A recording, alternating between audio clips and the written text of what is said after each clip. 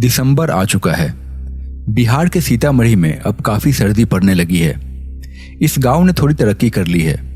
गांव में बिजली आ चुकी है, सड़क बन चुकी है, ज्यादातर रास्ते पक्के सड़क वाले हो गए हैं।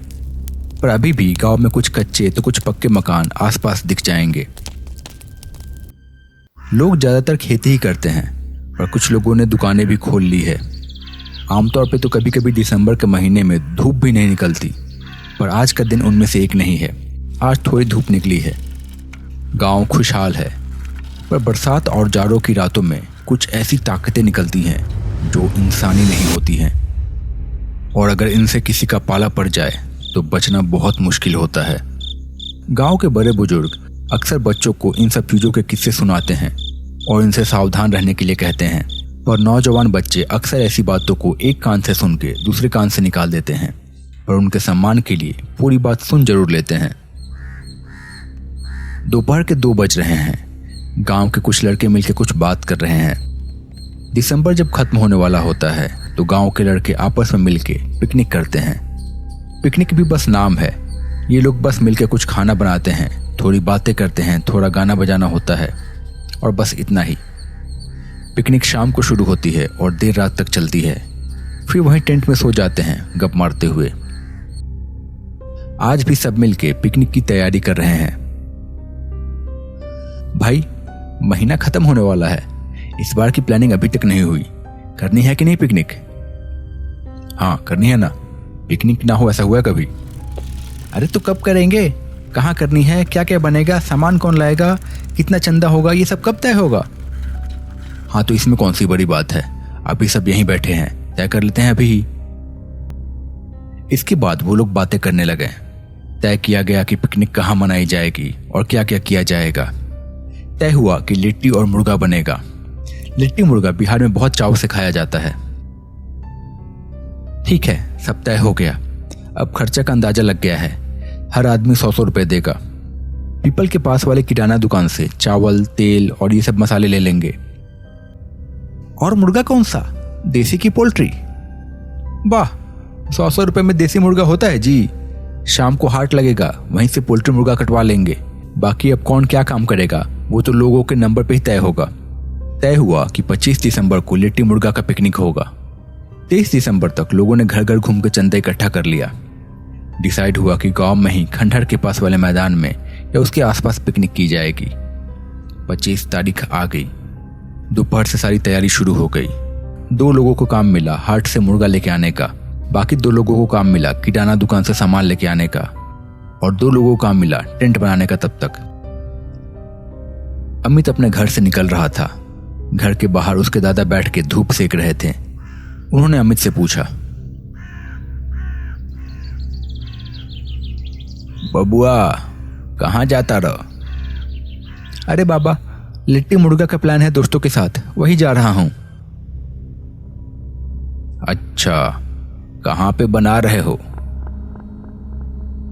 बाबा, वो खंडहर के पास वाले मैदान में।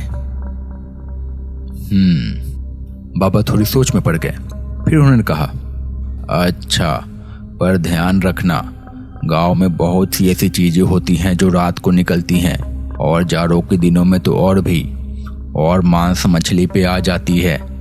ध्यान रखना। पर अगर कुछ हो जाए तो आग रखना अपने पास। आग सबसे बचा के रखेगा। अमित ने दादा की बात सुनी और फिर बस बड़े बूढ़ों की नसीहत समझ के निकल गया वहां से। विकास और अमित हाट गए। वहां से वो लोग चिकन ले रहे थे। राजेश और बबलू किराना दुकान गए। इधर पंकज और अभिषेक ने टेंट बनाना शुरू कर दिया था। ये जगह गांव के घरों से थोड़ी दूर पे है। आसपास पेड़ थे और बीच में खाली जमीन। टेंट बनाने के लिए ये लोग अपने अपने घरों से कुछ पुरानी चादर लेके आए थे और उसी का इस्तेमाल कर रहे थे। थोड़ी ही देर में शाम होने लगी। सूरज ढलने में अभी वक्त था, लेकिन पेड़ों की वजह से ऐसा लग रहा था जैसे सूरज कब का ढल चुका है यहाँ पे। काम करते करते पंकज को ऐसा एहसास हुआ कि एकदम सब कुछ शांत हो चुका है। थोड़ा बहुत शोर आ रहा था पास के हाट से, पर वो बहुत दूर था और वो जगह भी काफी दूर थी हाट से। पंकज ने बात को नजरअंदाज कर दिया और टेंट बनाने लगा, पर अब उसे ऐसा लगने लगा जैसे उसे कोई छुप छुप के देख रहा है।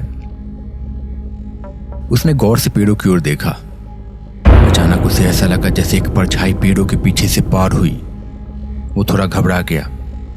तभी क्या हाल है, कहाँ तक बना टेंट? राजेश और बबलू किराना लेके आ गए थे। तभी विकास और अमित भी वहां पहुंच गए। टेंट लगभग बन चुका था। पिकनिक अब शुरू होने वाली थी। एक छोटा सा चूल्हा बना के वो लोग खाना बनाना शुरू कर दिए थे।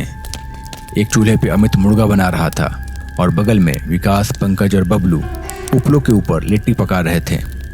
उनके पास एक छोटी इमरजेंसी लाइट थी। अमित और राजेश लेकिन चुपचाप टेंट के पास खड़े होकर कुछ बात कर रहे थे। भाई, बोतल लाया है कि नहीं? लेग पीस के साथ तो मजा ही आ जाएगा। हाँ लाया ना, पर ध्यान से, बाकियों को पता नहीं चलना चाहिए, वरना फालतू का हंगामा करेंगे ये लोग। अच्छा ठीक है। इसके बाद वो लोग बाकियों के पास गए और कुछ बहाना बना के वहां से फिर दूर निकल गए।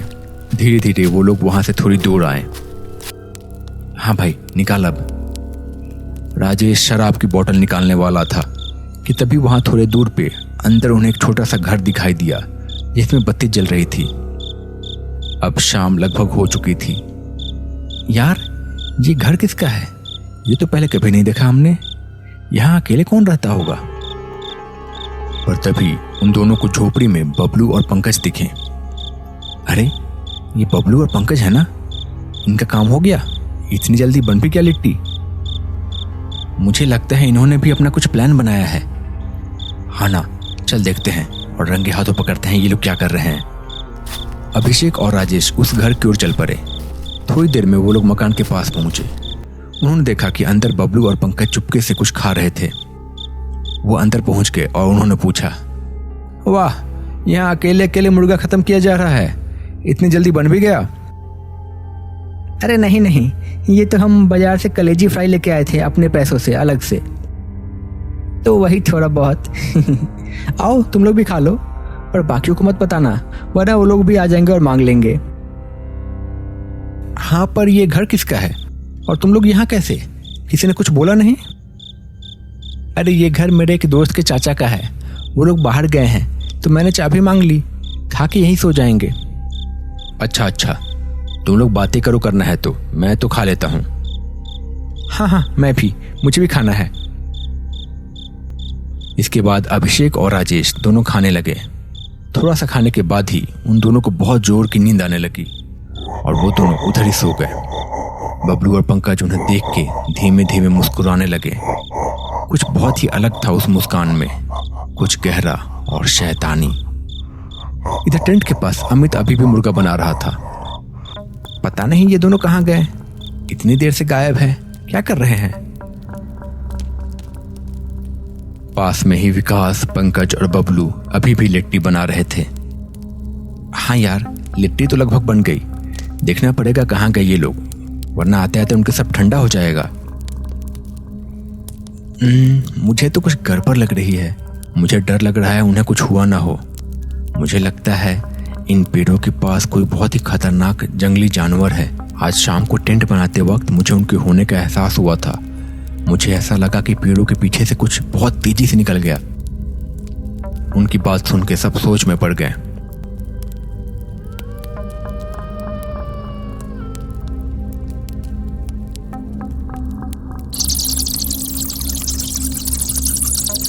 रात अब गहरी हो चुकी थी। हर ओर सन्नाटा छा चुका था। उल्लू की आवाज अब आ रही थी। चारों ओर अंधेरा छा चुका था। एक लाइट जो घर में जल रही थी उसकी रोशनी भी कम होने लगी थी। अचानक से अभिषेक की नींद खुली। उसका सर दर्द कर रहा था। शायद वो 4-5 घंटे सो के उठा था। उसने आसपास देखा तो राजेश अभी भी वहीं सो रहा था, पर बबलू और पंकज वहां नहीं थे। तभी उसे बाहर से आती हुई कुछ आवाज सुनाई दी। उसे ऐसा लगा जैसे बाहर कोई बड़ी तेज आवाज में लड़ाई कर रहा हो। वो उठ के बाहर गया। उसने देखा कि बाहर बबलू पंकज के ऊपर बैठा हुआ है। अचानक से उसने एक बड़ा सा खंजर निकाला और पंकज का गला काट दिया। उसके बाद उसने उसी खंजर से उसका हाथ काट दिया और फिर उसने एक बेहद भयानक मुस्कान के साथ अभिषेक की ओर देखा। पंकज ने एक बहुत ही अजीब आवाज में कहा, मुझे मुर्गा नहीं दोगे? अभिषेक ये देख के बहुत घबरा गया। वो तुरंत उस घर के अंदर गया और उसने राजेश को उठाया। भाई भाई जल्दी बाहर चल, देख देख बबलू ने पंकज के साथ क्या किया है। मुझे तो बहुत डर लग रहा है, कुछ बहुत अजीब हो रहा है यहाँ पे। वो दोनों बाहर गए, पर बाहर का नज़ारा देख के उनके मुंह खुले के खुले ही रह गए। इस बार वहाँ पे अभिषेक राजेश की छाती पे बैठा हुआ था। अचानक उसने एक खंजर निकाला और राजेश का गला काट दिया, और फिर उसने उसका हाथ काट दिया, और वो हाथ लेके चबाता हुआ उसने कहा, मुझे मुर्गा नहीं दोगे? अभिषेक और राजेश को अपनी आंखों पे भरोसा नहीं हो रहा था, पर राजेश को समझ में आ गया था कि ये जरूर कोई शैतान है। उसने अभिषेक से कहा, भाई जान बचानी है तो भाग यहाँ से, यहाँ रहे तो जरूर ये हमें मार देगा, भाग यहाँ से जल्दी।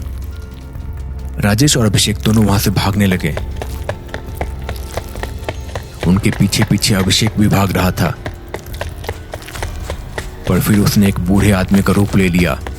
वो आदमी अजीब दिख रहा था। फिर अचानक से वो गायब हो गया। भागते भागते वो लोग एक घर के पास पहुंचे, पर ये घर तो वही घर था। घर के दरवाजे पे भी वही बूढ़ा खड़ा था। मुझे मुर्गा नहीं दोगे? अभिषेक और राजेश वहां से फिर से भागने लगे। फिर से वो बूढ़ा उनका पीछा करने लगा। वो लोग गांव की ओर भागने लगे, पर वो लोग कितना भी भाग रहे थे, गांव नहीं आ रहा था। भागते भागते उन लोगों को एक दूसरा घर दिखा।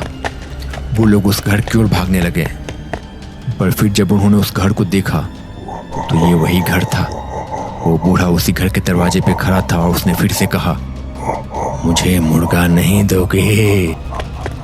राजेश और अभिषेक फिर से वहां से भागे, पर वो अब एक जाल में फंस गए थे, शायद कोई माया जाल। वो कितना भी भागते वहीं पहुंच जा रहे थे। भाग भाग के वो लोग बहुत ज़्यादा थक गए थे और एक जगह आके गिर गए और हाफने लगे। उन्होंने ध्यान से देखा तो वहां पे वही घर आ चुका था, पर अभी तो वहां पे कोई भी घर नहीं था। फिर अचानक से ये घर वहां कैसे? और वही बूढ़ा वहीं पे खड़ा था।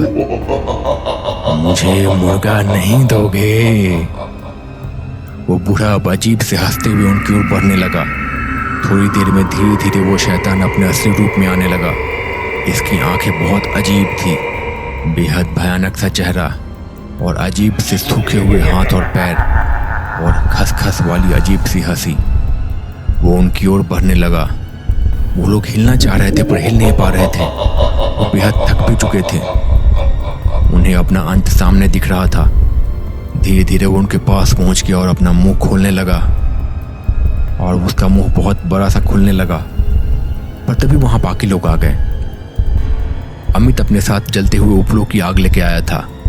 उसने वो आग उस शैतान के ऊपर फेंक दी। आग के पड़ते ही वो अजीब तरीके से चीखते चिल्लाते हुए वहां से गायब हो गया।